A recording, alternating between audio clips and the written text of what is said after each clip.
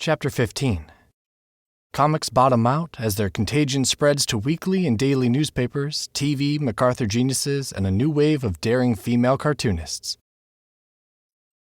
While Raw and Weirdo continued to soar as regular and reliable delivery vehicles for strange, personal comics throughout the 1980s, the old model of the traditional-sized underground comic book periodical that Crumb pioneered with Zap in 1968 was shedding parts in a slow death spiral. But its aesthetic and cultural innovations seeped outside the old containing wall of the newsprint comic book, coloring the culture of comics and comedy everywhere from the daily newspaper to alternative weeklies to television. A 1984 letter from Dennis Kitchen was mostly dedicated to reminding a peeved Kim Deitch that, because he'd regularly paid Deitch both in advance and on imagined sell-throughs that never came to pass, the artist owed the publisher money, not vice versa. In that letter, Kitchen lamented that, "I am now paying the fiscal price for the sin of publishing underground comics too long." He was doing well with magazine reprints of The Spirit and Milton Caniff's Steve Canyon in the early 1980s, not so much with traditional underground comics. The only new comics that were making money for him by 1983 were Gay Comics and Omaha the Cat Dancer. Undergrounds had been called the kiss of death by some distributors. All the publishers were hit hard, not just Kitchen.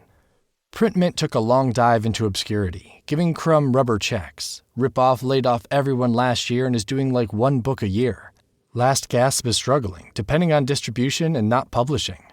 Kitchen at that point was keeping Dope afloat as well, but what used to be a regular 20,000 print run and sell-through was down to 5,000, and for its last issue, only sentiment, not business sense, led to its printing at all.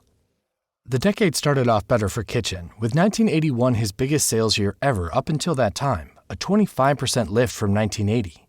But it was from the likes of Eisner and Caniff, not from comics book pamphlets, which even when they were innovative and well-done new material from Sharon Rudall, Adventures of Crystal Knight, and Aileen Kaminsky Crumb, Power Pack, were not selling like they used to.